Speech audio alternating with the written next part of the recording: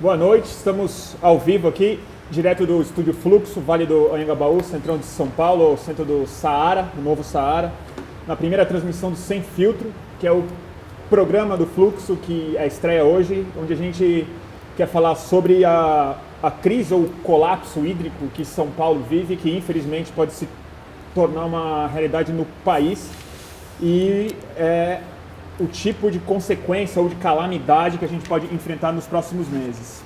E hoje é um dia especial, que a gente está com um timaço aqui, e a gente convidou Marúcia Watley, que é a coordenadora da Aliança pela Água, que hoje lançou um relatório, ou melhor, um plano de emergência, um chamado à ação, que é um documento que pretende, como é que eu explico, trazer a consciência da dimensão e da complexidade do problema e tentar chamar a atenção do público, não só das pessoas, mas sobretudo do poder público para a gravidade da situação. E para entrevistar a Marúcia, a gente convidou jornalistas aqui de diferentes veículos, diferentes experiências na mídia. Ao meu lado, Bárbara Gância, colunista, radialista, apresentadora, hoje no GNT e na Rádio Bandeirantes, é isso, né? E na Folha também. E na Folha também. Eu espero. Antônio Martins, editor do site Outras Palavras e também parte da Conta d'Água, que é uma associação, é uma parceria que veículos independentes de São Paulo fizeram para cobrir a crise hídrica. Claire Rigby, jornalista britânica e colaboradora de vários veículos internacionais, hoje cobrindo a crise hídrica para o Guardian, para o Monocle e para Vice News. E o amigo, documentarista, fotógrafo, até pouco tempo diretor da TV Folha e hoje repórter especial da Folha de São Paulo. E rapidamente pedir para quem está em casa assistindo compartilhar o link. A gente sabe que a nossa audiência é só quem pode trazer mais audiência. Então, por favor, colaborem e mandem perguntas e comentários no hashtag AguaSP. Maru, bem-vinda. Obrigadíssima. Bruno. Boa noite, gente. Começar pelo começo.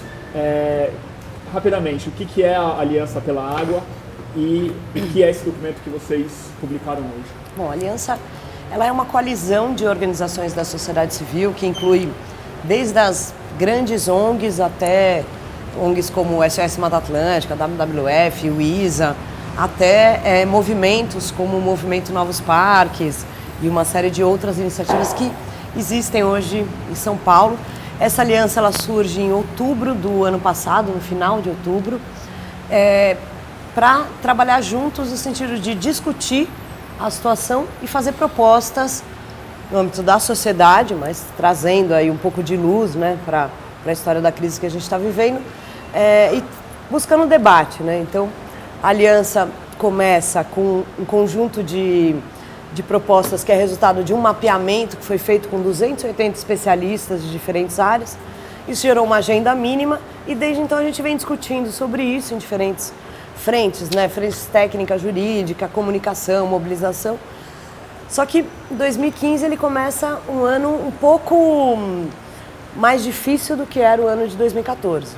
Bem mais difícil. Bem mais difícil, e isso nos faz apresentar esse documento, que é um chamado à ação, que ele faz parte da proposta de como a aliança, como uma coalizão que pretende expandir, que pretende incluir, né, ao longo do ano, pode colaborar nesse momento, né? Então ele chama, o nome é um chamado à ação, que começa, primeiro, dando um contexto de como a gente entende a questão da crise hoje, né? Que ela é mais do que uma crise no sistema cantareiro, é mais uma crise de que eventualmente vai faltar água em algum lugar. Ela começa a ter um contorno agora de um colapso, uma vez que é bem provável que as represas não consigam chegar numa situação satisfatória até o final do ano, quando começam as chuvas de novo. Então, nessa linha, a Aliança solta esse chamado, que são basicamente cinco propostas. Uma proposta que é considerada a dimensão da crise atual. Nós entendemos que é necessário fazer uma força-tarefa para lidar com a crise. Não é somente um comitê de crise para diferentes assuntos, por exemplo, para racionamento, faz parte, mas ele não é a resolução da crise, né? Além de um comitê, essa força-tarefa ela deveria incluir algo que nós estamos chamando de uma sala de situação, que é pegar as inteligências da Sabesp, da CETESB, do Departamento de Águas e Energia Elétrica, das prefeituras, da Agência Nacional de Águas, para produzir informação atualizada em tempo real do que é a situação e o que precisa ser feito. Junto com essa sala de situação, nós estamos propondo uma sala de imprensa. A gente entende que cada vez mais esse ano tem uma avaliação de que 2014, de certa forma, é um ano perdido em relação à crise. Muitas coisas que deveriam ter sido feitas não foram. E nós entendemos que a imprensa vai ter um papel fundamental de parceira daqui para frente para buscar informar melhor a população e para isso uma sala de imprensa seria importante. Então essa seria uma grande ação guarda-chuva, né? A gente vai falar mais extensamente sobre cada parte. Eu queria só que você comentasse assim, o seu diagnóstico hoje, o diagnóstico que a Aliança apresenta hoje no relatório. Você acha que ele está muito distante do tipo de diagnóstico que as pessoas de fato responsáveis por lidar com essa crise têm hoje em dia? Olha, eu acho que nossa percepção é que nos últimos 2 meses a crise ganhou um contorno de mais gravidade, né? Ela ganhou um pouco da sua dimensão real, que era uma dimensão que nós como sociedade civil já vínhamos alertando ano passado, mas que infelizmente ao longo do ano 2014 foram vários os episódios em que principalmente o governo do estado colocou da seguinte forma: não, é uma crise pontual, é uma questão no Cantareira, não vai faltar água. E na nossa avaliação, essa negação da crise, digamos assim, ela faz com que 2014 seja um ano que nós perdemos muito tempo. Então agora, com a intensificação, né? Primeiro, por que intensificou? Porque todas as represas estão numa situação pior do que elas estavam um ano atrás. Um ano atrás, o Cantareira estava ruim, agora são todas as represas. O verão desse ano está se mostrando num padrão de chuvas inferior à média e um pouco parecido com o verão do ano passado. Inferior ainda ao do ano passado? Ainda não dá para saber porque o verão não terminou, mas os índices de outubro e novembro são bem baixos de chuva. Até janeiro, a quantidade de chuvas no Cantareira e no Alto Tietê é menor do que a média, menor do que deveria, um pouco maior do que do ano passado, mas o problema é que as represas estão muito piores, né? O Cantareira, nós já estamos na segunda cota do volume morto, né? Então, esse agravamento das condições climáticas, ele faz com que aquela aposta do ano passado, que era vai chover e vai dar tudo certo, não se concretize. Então, nos próximos meses, a chuva de fevereiro e março ela vai ser decisiva, né? Para a gente saber se o racionamento vai começar antes ou depois, etc. Mas, com certeza, o nosso diagnóstico é que o ano de 2015 vai ser um ano muito difícil, um ano de muito sacrifício e por isso chamado a ação, porque é mais do que um racionamento, é um engajamento e uma série de, nós estamos chamando de pactos que a sociedade do Estado de São Paulo precisaria começar a fazer para lidar com um problema desse que é inédito, né? Inédito no Brasil, inédito na região sudeste, de uma crise dessas dimensões. Agora, já teve em Itu em 2013 e já teve, eu queria começar, desculpa, fazer uma pequena meia-culpa aqui, que a sua própria presença já é uma meia-culpa, porque o governo pode dizer o que quiser, pode falar, o governo não admite isso, a Sabesp não admite, mas nós como jornalistas, a gente tinha que ter feito uma cobertura falando, gente, esse negócio vai feder, esse negócio vai dar errado, vamos pressionar, vamos não sei o quê. Então eu acho que a imprensa falhou em ficar sentada esperando vir o boletim oficial da Sabesp e não ir lá investigar, conversar com as pessoas e tentar fazer o que a imprensa deveria estar fazendo. Quer dizer, a imprensa, não eu, porque eu comento, nunca dei um furo na minha vida, mas em todo caso. Mas o que a gente viu foi em Itu, em 2013, uma cidade, eu acho que de 250 mil habitantes, teve saque, virou um filme do Chuck Norris, do Bruce Willis, teve caminhão-pipa sendo escoltado por gente com metralhadora, teve saque em loja, teve gente brigando, uma confusão enorme porque faltou água 20 dias.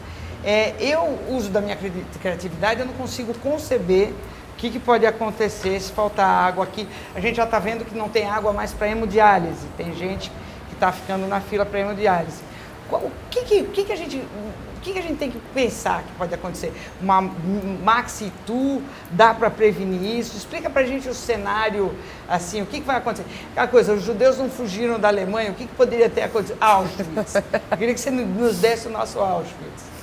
Não, na verdade, a situação em Itu, ela traz muitos aprendizados para o que pode vir a acontecer, né? Exatamente por isso, esse chamado à ação nesse momento, alertando, né, para que as ações relacionadas à crise, elas vão muito mais do que pensar o racionamento.